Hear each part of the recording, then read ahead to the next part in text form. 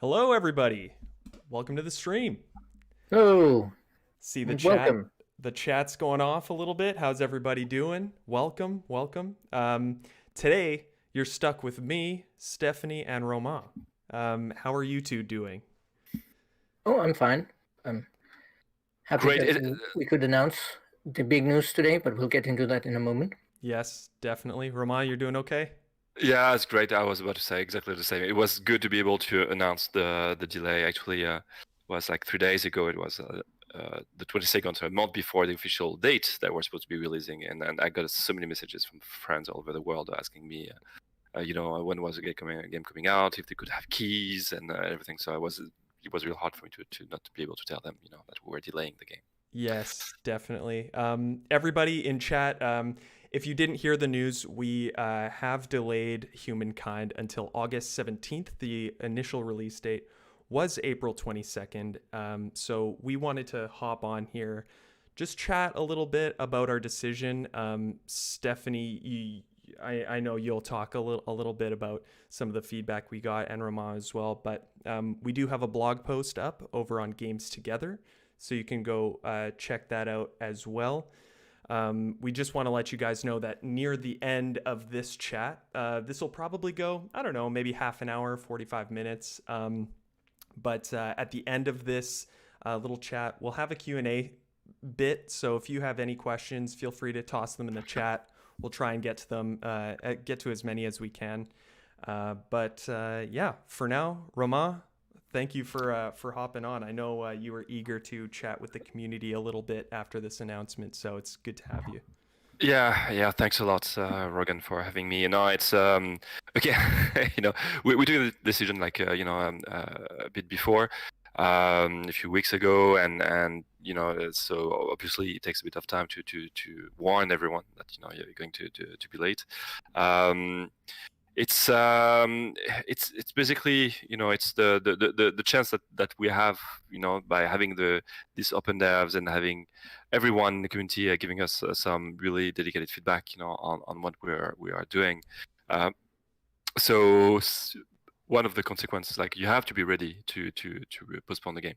It's there's no point in doing an open dev if you don't give yourself the time to fix what is, or improve what is being said.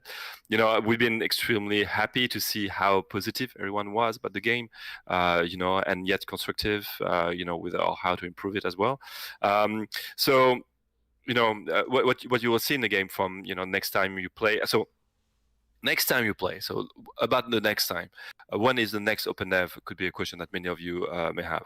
So I don't have a firm date yet, but we are aiming internally to have an open dev on the original date, where the game was supposed to be released.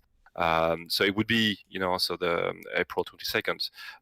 It would be, a version of the game that would be, as the version of the game will be at then.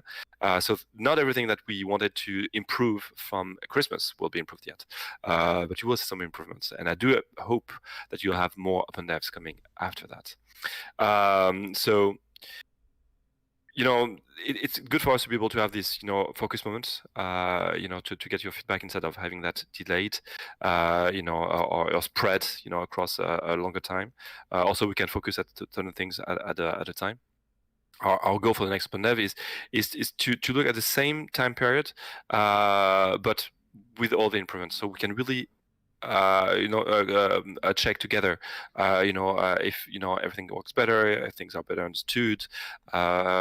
We had feedback, but so we had quite a few feedbacks about improving the battle on the last internal test we had. So you didn't check that yet. It was very positive. So I'm happy that what you will see, you should definitely enjoy. I don't think this will be our next challenge. We'll still have some challenges on diplomacy and city interfaces. City interface is being reworked for the final release, but won't be ready in time for the next open dev. On the diplomacy, we had a lot of improvement that you will be able to check already, but still a lot of stuff that I'd love to see improved. So maybe we'll manage to get them all in by the next open dev. but it's quite a lot of stuff we want to do. We had some stupid mistakes with the AI that you may have noticed that. Actually, when you were picking up, a more difficult AI, it was not working. So that, of course, will be fixed and improved. So on top of that, the AI will be a lot better as well at facing you. So I had an amazing game last week where I was just bullying the AI as I used to be able to do, and the AI didn't like that at all. Declared me a war right away and had an army ready right away to send to me. I was in total panic, but anyway, we had a great battle where I was able to attract that army near mountain range where my archers were actually really good at defeating that army. It was very tight, but it worked for me in the end. So anyway, amazing moments, and I can't wait for you to look at all of that, and of course. More the next open devs after that one, we'll probably focus on I'm sure more stuff that you may not have seen yet. I so guess, yes. So for this next open dev, there's going to be some improvements that we heard from the last one that'll be present for this. So that's good news. Is there any feedback that we got from the last open dev that you thought was pretty important for us to address during this sort of time period that we have in between the original release and now the new one? Yeah, a simple one, battle UI taking too much space, for example, on screen, and it was so we reworked that so it could be as small as possible. So the battle would be the hero, and not the UI, the main focus, and so we could focus just on the battle and not on the UI. So that was a very good one. There's been a lot of discussions about balance, and economy balance. For Christmas we did the first big pass on balance, and the truth is that actually the game was really unbalanced at the time, but it was better than it was before. So we did a big pass, and I'm getting quite happy of where we are, but we're not there yet. So I think you will make improvements on whether this is science improvements, the rate at which sciences are getting unlocked, the price to get these sciences, how to generate science. It will be really improved. Definitely you will probably see as well how important the population is getting in your thinking, whether this is again for war, because you need units populations to create units. So it's very interesting, but also how they're being used for the economy, and now you really have to think where to assign them. So I think it's getting really there. I still have some things I'm not happy with, but I will not mention that, not to influence your feedback, because I can't wait to get that. But there are still some big improvements coming on the balance for the economy as well. Definitely, maybe going back to the battle actually, and it's linked to balance. A lot of feedback also on the battle formula as well. And it was very drastic, when you were moving on to the next age. The units of the previous age were very quickly outdated. So that is a lot better now, where it's a bit smoother. So that's also a tweaking for the battle formula in itself. So yes, all that is definitely linked, to all the feedbacks we got from all of you, and you were a lot more than we did expect to join in. So again, thanks a lot for that. Please, continue to give us that feedback. When you like something, please tell us as well, so we don't destroy it for next time. So we need a balance. Yes. So just focusing on everything which is can be improved is is definitely not enough. But yes, and there's quite a few things that So everyone, mentioned a lot, that they loved the visuals, the map, and that's amazing. And I'm trying just to see how we can keep, that beautiful map, and yet sometimes work a bit on how a bit more readable some elements can be. But it's kind of tuning as well. So yes, I think that's the big idea. I hope you will enjoy these improvements that we have, and it's a lot of them. So it's a few sentences maybe that you're hearing today, but it's definitely a lot of them that went behind. So yeah. We'll already have some sneak peeks of what's to come after Romain leaves us, because we have a B-roll to show. Some of you might have seen it on the Unity event, but it's probably going to be a bit larger this time than it was on the Unity event. Yeah. And that footage was already recorded 3-4 weeks ago. So the build is already even better than what you see there, and there are already a lot of nice improvements in that one. So really think, as Romain said, we think you will really enjoy what you'll see in the next Open Dev, hopefully on the original release date, but or close to. But more details about the next Open Dev will be posted, of course, on G2G and Steam when we can share them. The whole important details of how do I actually get to play the Open Dev, which I know all of you will be interested in. Definitely. Romain, thank you so much for joining us. This is really helpful and really awesome. Thank you very much. Yeah, you guys are doing awesome stuff. Thank you, and I hope continue doing that. Yeah. Cool. Thank you, everyone. All right. There we go. Bye-bye. Awesome. So, everybody, I just got to do some magic here. Okay, let's see this. This is live editing, everybody. So yes. So our next thing we have going here is, Steph, I'm just gonna move you over so I can see you here. Boom. Oh. There we are. There we are. Okay, great. Perfect. Yes. Okay, so that was awesome. That was Romain, everybody. He's our chief creative officer and the head of the studio. So they're working hard. One of the founders of Amplitude, actually. Yes, that as well. What we have coming up next is we have some gameplay to show everybody. Like Stephanie said, we did show this at the Unity chat that we did last week. Was it last week now? I think so. It was last week, yes. Yes. I believe it was exactly 1 week ago, actually. Yes. Oh, yeah, that's true. Because, we canceled our regular stream for you to be there. We did. We really did.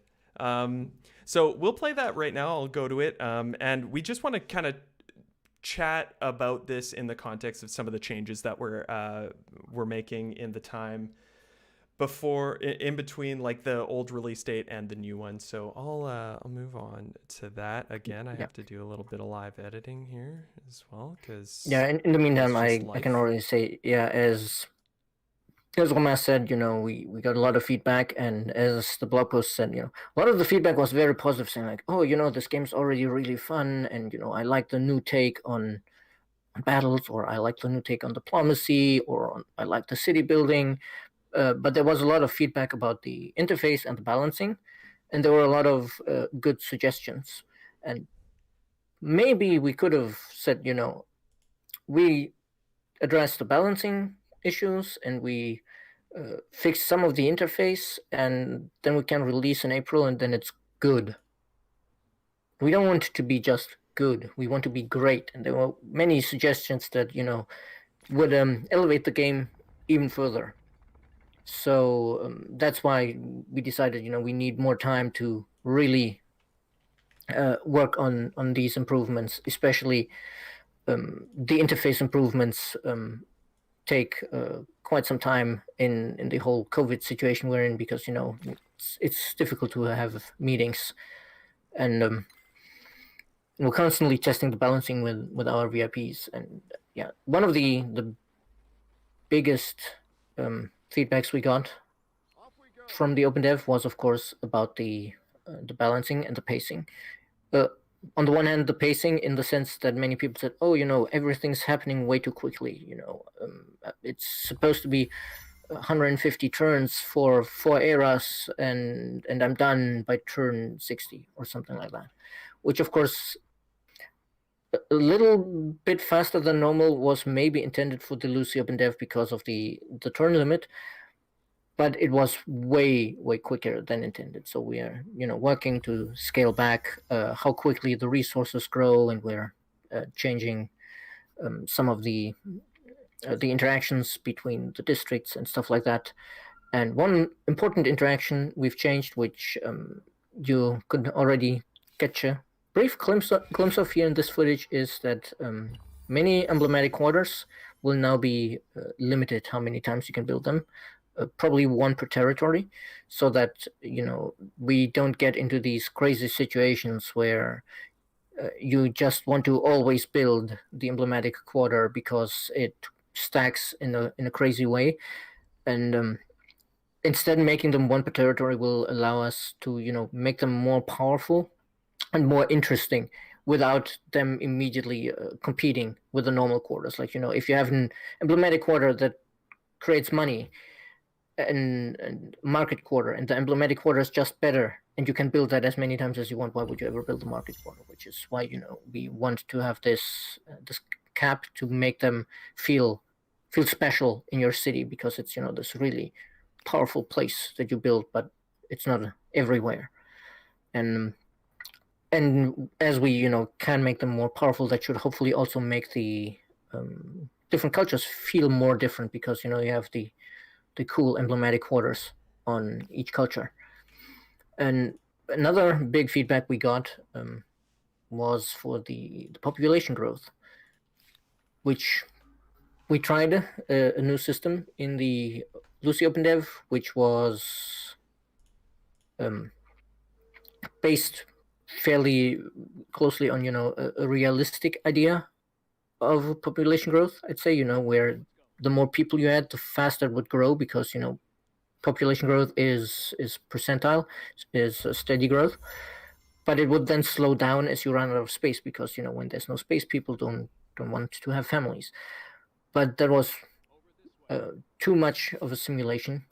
We found it was difficult to read in the interface, and it was also frustrating when you had a new city and it was very slow growth. So we're changing that to a more traditional growth system, where it's your food surplus directly translates into population growth. So that's clearer to understand and manipulate for the player with changing the food output.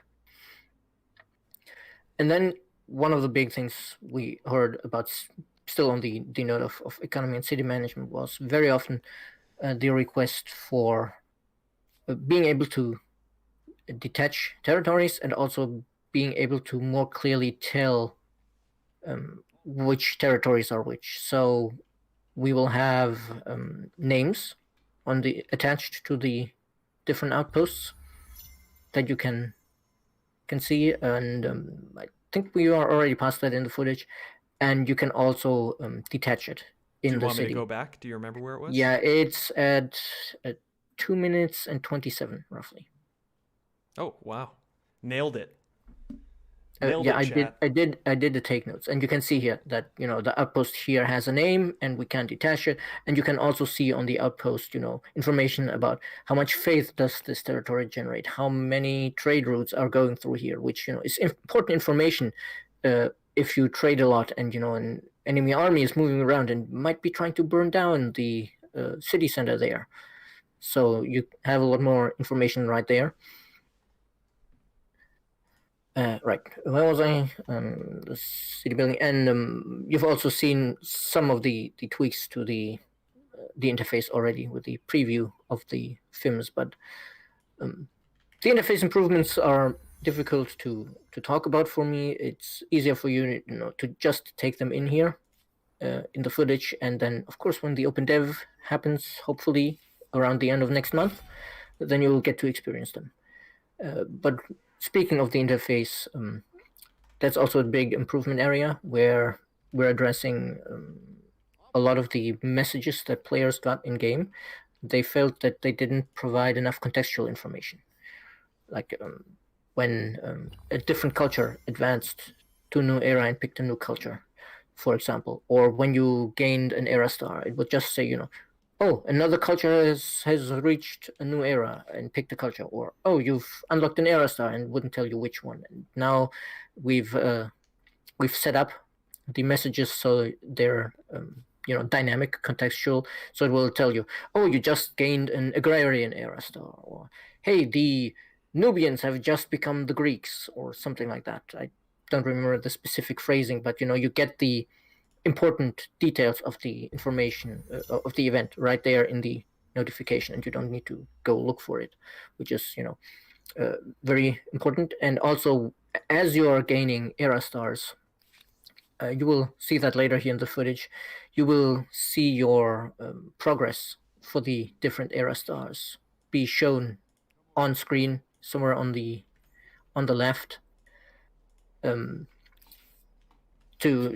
so that you can always keep an eye on it. And to quickly address something that I'm just seeing in chat, as far as political map on far zoom, yes, we have the territories do get colored in player color as you zoom out. We may need to reduce the zoom level at which this happens. Some of our VIPs have also said, it happens too late. You need to zoom out way too far for it to happen. But we do have the functionality for it to be colored in, so you can clearly see who owns which territory, and it'll also have their culture name on it. By the way, if it looks like I'm typing messages here, everybody, I'm just gathering your questions from the chat. I'm not doing other stuff. I'm not being all unprofessional. I figured, because I'm way too busy talking, actually. No, it's good. To write down the questions this time. Yeah. And yeah, so get your questions in the chat if you have any. Will you pause it here? Yes. Because as I was just talking about interface, back slightly, maybe? Oh, no, wait, actually there was the wrong diplomacy screen, so it's fine. But diplomacy is another one we're working on. Like, we've been working a lot on the avatar flow, because in the Lucy Open Dev, it was not the final versions of the avatars. Well, it was the final versions of the avatars and of the voice acting, but the timings weren't completely worked out yet. So there were a lot of long pauses and stuff like that, and it felt a bit stilted, I guess, to some players. So yeah, we're definitely improving the flow and experience there, so it feels more like an actual conversation and you get a clearer idea of what's going on. And we'll be adding clear messages in the diplomacy menu as well that clearly tell you oh, they've refused your demand and stuff like that, so you clearly know what's going on. And the diplomacy screen will also clearly show you your trade routes, but we'll see that later, so we'll get back to that. Just a couple questions from the chat. Are you going to gather questions from YouTube? Yes, from Twitch and YouTube, so you can throw your questions in whichever chat. Also, Artisim from Twitch. This will be available as VOD afterward, both on Twitch and on YouTube. So if you missed anything from the start, you can go back that way. So okay, yes. Well, these were just some examples of where we're improving the user experience, because to put it bluntly, it just feels better to play the game with the improved flow of the menus and the diplomacy and all of that. Sakana's asking if the audio got quiet. And now I've lost my train of thought because of the audio thing. Is the audio okay, everybody? Just let us know. And audio is good. Okay. All right. Okay. Yes. Yeah. For the balancing question, we're also really, diving into the progression for, like, how much money do you make, how much influence do you make, what can you spend it on, how much does it cost, and of course, in that context, as Romain has already mentioned, the research, how much research do you produce, how quickly do you unlock technologies, and so we're looking into that to make sure that both the research speed is right for the intended game length of about 300 turns on normal speed, as well as the era style progression. We are also, of course, looking at that because a lot of players were saying, "Oh, we are getting era styles way too quickly," and of course, we have gotten a lot of feedback on the different cultures. Oh, this culture is super powerful. Oh, this culture is weak, or oh, this culture isn't interesting because they only get a unit that you never use, or something like that. So we're definitely also looking very closely at that and constantly testing it with our VIPs, and we'll definitely appreciate more feedback on that when the next open dev happens. And in general, another area we're improving on, and that's something Rogan is familiar with, is our onboarding. Because of course, a lot of players was like, "Yeah, it's really cool, but it's really difficult to understand what I'm doing, how to do it, and what are good things to do." So we want to add better tutorials in game that you can check. We wanted to give you better hints, where to build, what to research, that kind of stuff. Not sure exactly how it'll be in game yet, because work on that has just started. But overall, as I said, the big areas, balancing and user experience and interface, because how the game feels to play is very important. Awesome. Right. I think that covers the general points. If you want to read on anything specific, like more examples on where we're improving the interface or how we're working on the balance, you can check that out in the blog on Games Together or on Steam. We have a pretty long list there, which is the main reason why we don't have a lot of screenshots to illustrate it in the blog post is the blog post is already huge as it is with that list. But as you can see a lot of the features already here, like the preview of you're approaching the agrarian star up there in the top left, and the new battle UI. I think there is a battle somewhere in this footage, but don't know if we already had the new battle UI in this build. I don't remember. I can't remember either. I can kind of sift through it if chat's okay. I mean, I think the next battle should actually be pretty close here. Oh yeah? Yeah, there it was. Oh, there's one. Yeah. Against a good old mammoth. Awesome. Do you want to take some questions, Steph? Yes, or? I think we can probably take some questions now. But before we do, one last quick thing with the footage. Could you go to 22 minutes and 50? 22:50. As one last example of our UI improvements.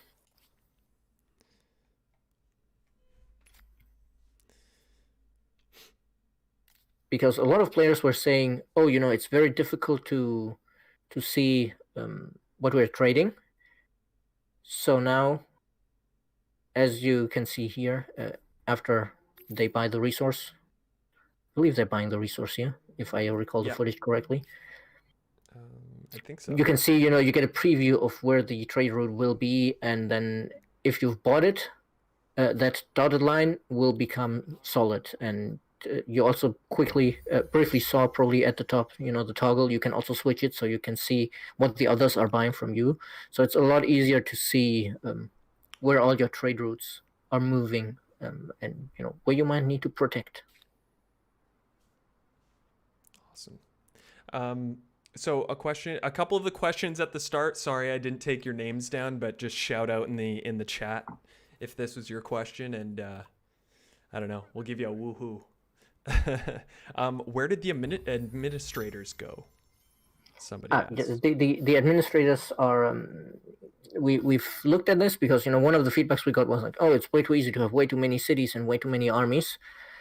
So we're working to replace the administrators with just a city cap to make it less micromanagement and less confusing for players, and an army cap that will be like you can have this many for free, and if you go over it, then you need to start paying like money or influence or something, so that you can still say like, oh no, I want 20 cities, but if you have 20 cities, then maybe you will be paying a lot of upkeep for that, because Right. you need to employ bureaucracy all over the place to keep it running, and we all know how well bureaucracy runs. Another question from Tentacle. This was one a little bit later, but I saw in chat some people bringing up trade routes. Have there been any changes to trade route visibility since the Lucy Open Dev, or are there any plans? One of them was what we just saw here a little before. There's the dotted line that will turn solid once you've bought it, and also, but we can't see this in this footage, if the trade route goes through territory nobody owns, then it had also already in Lucy created a little camp in that territory, but it was difficult to see because it was small 3D models, small huts on the tile. So now there's a pin like the one you could earlier see on the detach button in the city, that has the number of trade routes and how much faith the area is producing and some of that information on it and the name. So you can definitely see the trade routes a lot better to know where you can maybe raid your neighbors if you're that kind of player. Right. Another question from RNGzer. Did much feedback come in about naval combat? We got some feedback about naval combat, but not quite as much as we had hoped for, which is probably partly because we didn't specifically call out for naval combat feedback, because we thought in the first Lucy Open Dev, people were very interested in trying out the naval stuff and going exploring the whole map. So I didn't specifically say, hey guys, here's the thread where you can talk about the Navy. Right. And I probably should have, because then we would have gotten more about it. But there was some feedback about it, and we've already passed it, to the designers, and they've been talking about it and discussing potential changes and stuff like that. Cool. But I don't have any concrete information on any plans they might have for changing it at the moment. Well, you guys know what to do in chat for the next Open Dev. And Hodgepodge Histories that the Lucy AI didn't seem to bother even building boats. That is because in the Lucy we had a UI bug, and no matter which difficulty you selected, it was playing on, I think it was easy. Oh, so right. It was playing on a super low difficulty. Yeah. All right, let's go down the list here. I believe this was Sublustrous. Sorry if I got this wrong, but what's the point of having many open devs if you never have enough time to properly address the feedback? I mean, future open devs are just asking for further delays. No, I wouldn't agree to that, because it's, I mean, on the one hand, of course, there is the fact that the response to the open dev program as a whole was far more enthusiastic than we had hoped for. So we got a lot more feedback than we had anticipated, which of course now we know better than when we originally scheduled or planned for April 22nd. But also there's, as somebody in chat had already pointed out, in the previous open devs we were testing different systems, and now we've honed in on the systems, and we're mostly testing the balance. And yeah, of course, the open dev didn't yet have modern era combat, and there's some interesting things happening in the industrial and modern era, but that is also what we have VIPs for, and they haven't raised any huge red flags for that yet. And as I said earlier, I think we probably could have made a release for April 22nd, but it wouldn't be as good as we want it to be. Like, it would be good, but not great. Like, because a lot of people are saying like, oh yeah, oh, it's already really fun, and it has so much potential to be even more, and that even more is really what we're aiming for with the delay. Yeah, exactly. I agree. I think these open devs are just to give you guys a chance to play the game because, the devs are out there making the game all day and they're looking at it all day. And I don't want to speak for anybody, but whenever I do something like that, I tend to get tunnel vision until I show it to somebody. And showing it to you guys who are going to be playing the games and listening to you guys is the main reason why we're doing these open devs, because we want to make the best thing for you. And the delay does kind of suck in some ways, but we just want you to know that we're using the time to address exactly what you're telling us, and we're listening to you. So and for the people, because I've seen that come up in chat, but also in other places, saying like, oh, you could just go early access or open beta. There's a reason why the Open Dev program is designed as it is, with short periods of playability, because the short periods of playability have two advantages for us. For one, we get a burst of activity and then a period where we can work to address it, instead of, otherwise getting the feedback in early access is a bit, trying to shoot a moving target, so to speak, because you get the feedback, then you tweak something, then you get more feedback, and you tweak something, and you get more, and you keep tweaking, and you're always a little behind. Whereas with the open dev, the goal was really, as I said earlier, to test some systems. So we wanted to get some feedback and then say, okay, did this system work? It just needs tweaking and balancing, or did this system not at all work and we need to do a new one?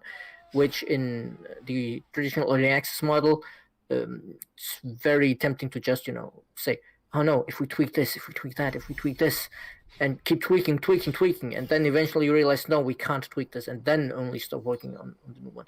And on the other hand, restricting it in time, paradoxically, I guess, actually encourages a burst of participation from the players as well. Because, all the players interested in playing it and testing it are playing at the same time. So we get more interaction on the forums, instead of, in early access, we have somebody, I guess, to go back on the naval gameplay, somebody says like, oh, because we had a thread about that. It's a bit strange that the boats only have 2 range with their cannons, while the musketeers have 4 range with their muskets. So that feels a bit weird.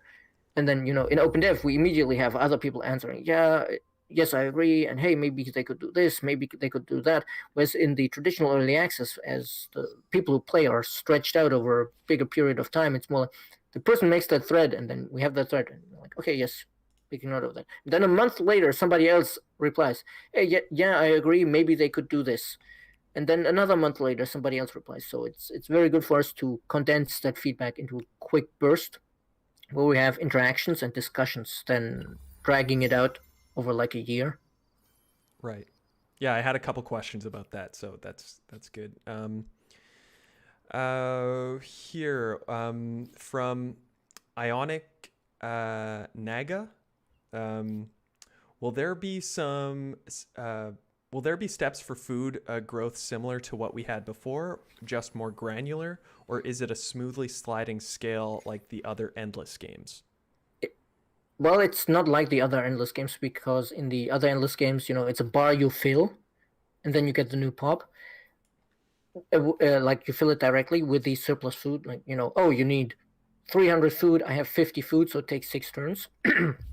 Whereas here, it's more, it's a bar you fill, but it's not a one-to-one translation from food to growth. Like there's a curve to it, so that at the start, when you have surplus it helps a little more. Is how the curve works, I believe. Just so it feels rewarding to not just barely survive in your city, so that you have more of an like. I'm not sure if it's a logarithmic curve, but something that's steep at first and then gets more shallow, so that on the one hand it's rewarding to to be better than just starving in your city, but on the other hand it also helps prevent exploits where you just stack food and you get like crazy amounts of population every turn. I think you already sort of covered this one, but it came up a couple times in chat afterward. Did you already cover nerfing the Neolithic era? I think that also comes with balancing some of the other cultures. Yes, we've already made some changes to the Neolithic era, so it's already more difficult to exploit. But given some of the VIP feedback, I think we'll look into further tweaks, because some of the VIPs are still very good. To speak jokingly, we basically have our own personal spiff. Yes. A new one from chat here, Aries. Can we play multiplayer with a friend on release day? That's the plan. Yes, it's definitely the plan. On release, it should be possible to play multiplayer right away, of course, and also the Mac version should release on the same day. But for the open dev, we can't promise multiplayer yet. Like,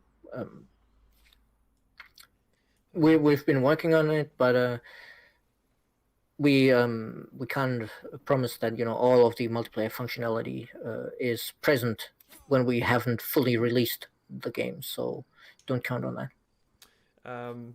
Just a couple more here. Instead of a hard cap on EQs, why not just make cost scale exponentially? I'm not sure if you can answer this one, but no, I don't have a definite answer for that one. I would need to ask the designers. Why? I think maybe they are considering that as well. It was just the current hard cap was definitely an experiment we tried with the VIPs, because we already had functionality for that, and for the scaling costs we may need to dive in a little deeper to tweak that and see how that works. It's possibly an option, but that all depends on the testing and possibly on the results of the next open dev. Just a couple more here. Fox with Socks, great name, by the way, shout out. When you build an EQ in one era and then advance to the next, will it be possible to build a different EQ from that second era Yes, in the same yes. territory? We should clarify. It's one... sorry. It's all good. I'll have a sip too. So it's one of your current culture that you can build per territory. Of course, you can't build the older EQs anyway, because we don't want. It would be a bit weird to like be building pyramids in the contemporary era, stuff like that. And but it's also of course there may also be emblematic quarters where we need to say, oh no, this one is an exception to the rule. Like if it replaces the normal district you would get, then saying, oh no, you only get this one time wouldn't work great. Like, for example, like this is completely hypothetical because I don't remember all the emblematic quarters that replace another one. If we had an emblematic quarter that replaced your maker's quarter for industry, that would feel really bad if it told you, hey, you can build that only once. Right. But this is also a question of balancing, because if we have a quarter that replaces another quarter, then it can be strictly better than that quarter because it replaces it. But at the same time, it cannot be as powerful as one of the quarters where we're saying, no, you can build this only once per territory. Yeah. Because with something that's once per territory, you can go a bit wilder with the effects that it has. Yeah, this EQ change, I'm actually really on board with it because like not only from a gameplay perspective, but for me, like from a role play perspective, it looks cool when you look at your city and you only got one of those things, you know, and it's like a rare, it's like a shiny Charizard card or something like that, you know. And to answer that question that just came up, it's per city center. Yeah, it's per territory, not per region.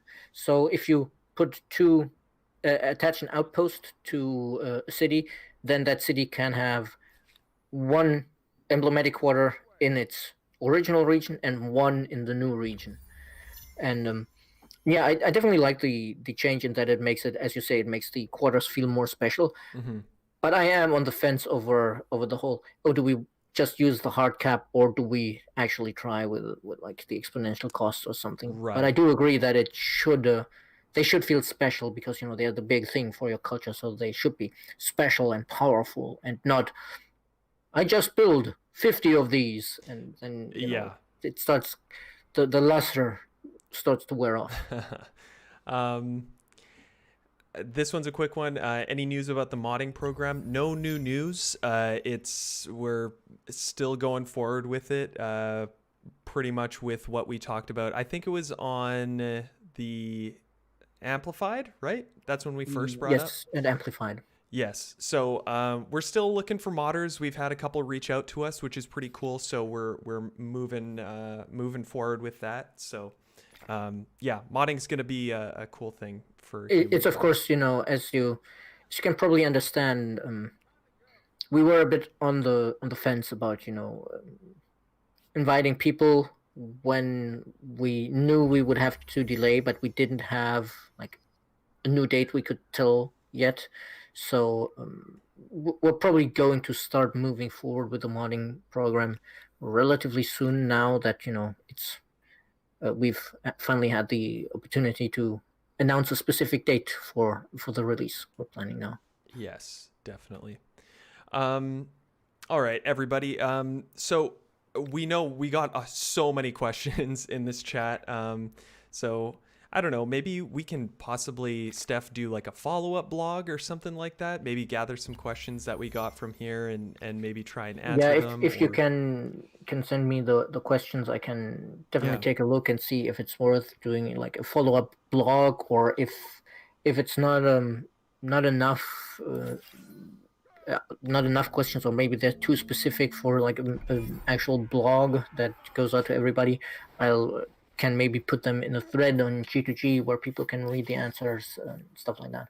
Cool. Yeah, that sounds good. But as we're wrapping up, since I just saw it come up in chat again, just saying again, yes, we may have delayed the game, but we are hoping, we're aiming for another open dev starting around the original release date. So hopefully April 22nd, might be a bit sooner, a bit later. Not sure. The details of that will be found on G2G and probably on Steam when we're ready to, you know, actually share the details, because right now we haven't put a pin in the date yet. Yes, exactly. One thing we also wanted to address is we've been seeing in chat and pretty much everywhere online that we are where the contemporary era cultures are. So I just wanted to let you guys know, look out for them. April 13th, Tuesday, will start. The plan is actual soon this time, not soon PM. Soon with a date on it. April 13th, it's a Tuesday. We'll try our best, and if anything happens, I will be the first to let you know in the Discord, on Twitter, but that's the plan for right now. They will look a little bit different than you're used to, so look out for that. But we'll have the art on there, and yeah, it'll be pretty cool. And Artisan, to answer that question, no promises, but I would like if we could fairly regularly, like maybe once a month or month or something like that, have something like this where we just, you know, give you an update on how things are going forward, you know, the new stuff we put in and all of that. But no promises on that yet, because we, you know, need to look at our streaming plan and who's available when and all of that. And Because of course, this would be way cooler as a Q&A if we could put like William on here to answer your questions, but he is more elusive than I am for streaming because he has other responsibilities. Yes, definitely. And I think this is a really good idea. So that would be really awesome. Maybe have guests on when we can. You might have to just settle for us every once in a while, but we would like to communicate a little bit more on that. Yes, and on the contemporary era cultures, we are planning for it to be releasing them at the same pace as we were before, so once a week, every Tuesday. So that's the plan for now. So the contemporary era exists, everybody. Yes, it was not a hoax. It was It not is a hoax. actually a real part of the game. Yeah.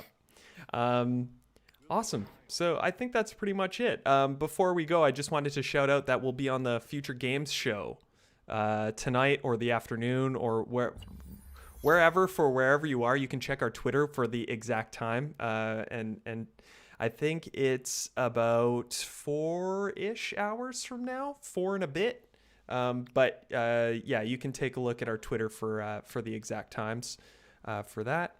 And I think that's pretty much it. I just, before we go, wanted to say that this kind of announcement is a little bit nerve-wracking, no matter what, because you don't really know what the community is going to say. And you can hear it in our voices cracking, how nerve-wracking this was. Yes, exactly. And I just wanted to say that it's times like these where you guys really come out and show us like why you're the best community out there. The response, although it's, obviously a little bit disappointing that the game is pushed a little further than you expected. You guys are very understanding, and you just want a good game, and we can really feel that. And we love you guys, and yeah. It definitely helped that, even before we finally got to announce it, we saw a lot of messages on different communities saying, oh, I tried the Lucy Open Dev and it was good, but I'm worried that they can't quite make it to April. So do you think they will release? And a lot of people saying, oh, yes, they should release. They should, make a great game, but also not rush it and not, try to force it by working too hard because, health is important. And it was very good and very good for our confidence with this announcement to see people actually support a delay before we had even announced the delay. Right, exactly. Yeah, because we were seeing people had kind of put 2 and 2 together a little bit, but yeah, it's obviously it is disappointing, but you guys have been really supportive, and that's been really nice. So here's to the next Open Dev, which is coming up pretty soon. Fingers crossed. We'll give more information on that on our socials, on G2G, on the Reddit and the Discord, and we'll keep you guys updated. Anything else, Steph? Nope. I think that was all. And thank you all for joining us and being so understanding. Awesome. We'll see you guys later. Have a good one. Have a great weekend, and we'll see you next week. Next week we'll actually be live with an endless game. Yes, and maybe this time we'll actually remember to put up the poll about which faction we should play. Maybe we will. Awesome. All right, everybody. Have a great one. See you later.